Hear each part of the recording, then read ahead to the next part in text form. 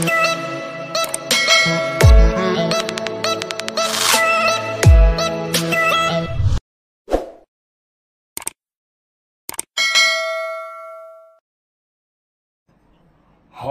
Welcome to my channel. At kung bago ka lang dito ay huwag kalimutang mag-subscribe at pindutin lang ang notification bell para lagi kayong updated sa aking mga bagong math tutorial videos.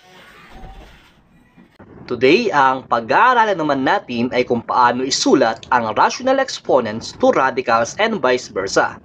So again class, a rational exponent is a fractional exponent. Example, x raised to 2/3. Ito naman ay example ng radical. Masasabi nating radical kung mayroon siyang radical sign or radical symbol. At yung nasa loob naman class ng radical ay tinatawag naman na radicand.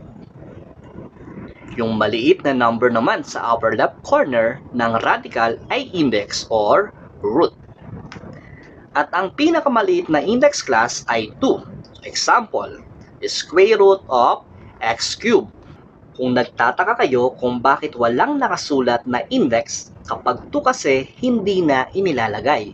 Pero ang index natin dito ay 2.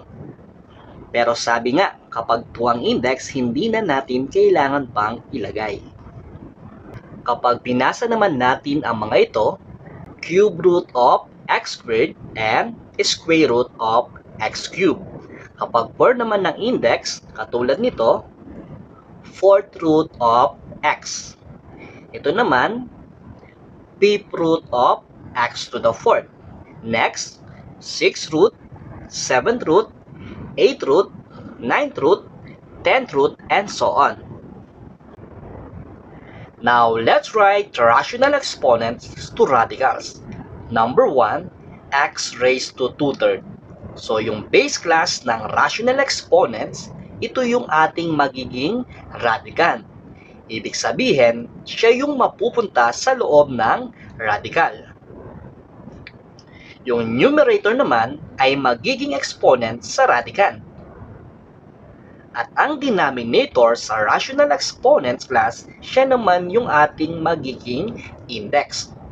So, ang magiging sagot natin is cube root of x squared or cube root of x quantity raised to the second power. Number 2, 5 raised to 3/4. So yung 5 ang magiging radicand or ilalagay natin sa loob ng radical symbol. Yung numerator ang magiging exponent ng ating radicand at ang denominator naman ang index. So, pagkatapos niyan class, isisimplify naman natin yung ating radicand. So, 5 cube. So, gagawin natin siyang expanded form. So, magiging 5 times 5 times 5. So, bali 5 times 5 is 25 and 25 times 5 is equal to 125. So, ang magiging final answer natin is 4th root of 125. Next, number 3, 2x raised to 3/5. Dito class, yung x lang ang mayroong rational exponent. Ibig sabihin, yung 2 ay hindi kasama sa loob ng radical. So, yung x ang magiging radicand natin at yung 2 naman class ay coefficient. So, ito namang 3 na ito or yung ating numerator sa rational exponent, siya pa rin yung ating magiging exponent. At yung denominator naman class ng rational exponent, siya naman yung ating magiging index. So, ang final answer natin is 2 and 5th root of x cubed. For number 4, 2x quantity raised to 3/5. Kung mapapansin nyo, halos kapares siya ng given natin sa number 3. Actually class, sinadya ko na maging halos magkapareha sila para mas makita nyo yung pagkakaiba kapag mayroong parenthesis at walang parenthesis. So lahat class ng nasa loob ng parenthesis ay power ng exponent sa labas nito. Ibig sabihin, yung 2 and x ay pareho nating ilalagay sa loob ng radical. At yung numerator class ng ating rational exponents, siya yung ating magiging exponent ng radical. So magiging 2 cube and x cube. Habang yung ating denominator sa rational exponent, siya yung ating index. So, fifth root of 2 cube and x cube. Then, pagkatapos, isi-simplify naman natin yung 2 raised to the third power. So, 2 times 2 times 2. And 2 times 2 times 2 is equal to 8. So, our final answer, class, is fifth root of 8x cubed. And for number 5, 3 over 2y squared quantity raised to 2/3. So, ganun lang ulit, class. Lahat ng nasa loob ng parenthesis ay ilalagay natin sa loob ng radical or magiging radical. At itong 2 na numerator ng ating rational exponent ay i-distribute natin sa 3, 2, and y squared. Tapos, yung ating denominator sa rational exponents ang magiging index. And last, simplify natin, class, yung 3 squared, 2 squared, and y squared to the second power. So, magiging final answer natin, class, is cube root of 9 over 4y to the fourth. Next, i-reverse naman natin, class, ang process.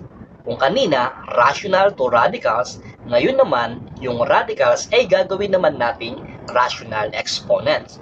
So, number 1 example is square root of 5. Yung index natin dito ay 2 at ang exponent ng radical naman ay 1. So, hindi lang kasi, class, inilalagay kapag 2 ang index at 1 lang ang exponent. Ngayon, nilagyan ko lang para lang maipakita kung saan nanggaling yung magiging rational exponents natin. So, yung radical natin, class, na 5, siya yung ating magiging base. Tapos, yung ating exponent na 1, siya yung magiging numerator. At yung index naman natin ang magiging denominator ng rational exponent. Kaya po, magiging 5 raised to 1/2. Next, number 2, fourth root of 8m to the 6th power. Dito, class, gagawin muna nating exponential form yung 8. So, magiging 2 raised to the third power. Next naman, ipa-factor natin yung exponent ng m to the 6. Gagawin nating m squared quantity raised to the third power para maging parehas silang powered by 3. At ngayong parehas na sila, pwede na natin, class, ilagay yung 2 and m squared sa loob ng parenthesis. So, yung exponent naman nila, ang gagawin nating numerator at yung index ang magiging denominator ng ating rational exponent. So, final answer, 2m squared quantity raised to 3/4. Okay, for number 3, cube root of 11y squared. Kapag ganito naman, class, na hindi pwedeng gawing exponential form, so pwede na natin ilagay agad ito sa loob ng parenthesis. Pagkatapos, ang magiging numerator ng ating rational exponents ay 1. Habang ang ating denominator naman ay 3. So, ang magiging final answer natin dito is 11y squared quantity raised to 1/3. And for our last example, 3 over 7th root of 4b to the 4th power. So, yung radical natin dito, class, ay pwede natin gawing exponential form. So, magiging 3 over 7th root of 2 squared times b squared quantity raised to the second power. So, yung 2 and b squared natin ang ilalagay natin sa loob ng parenthesis. At since yung denominator lang naman, class, ang mayroong radical, dito lang din tayo maglalagay ng rational exponent. So, magiging 3 over 2b squared quantity raised to 2 over 7 or 3 times the quantity of 2b squared raised to negative 2 over 7. So hanggang dito na lang class. Kung meron po kayong hindi naintindihan at meron po kayong gustong itanong, ilagay lang sa ating comment section at isa-isa natin niyang sasagutin. Muli, maraming salamat sa panonood. God bless.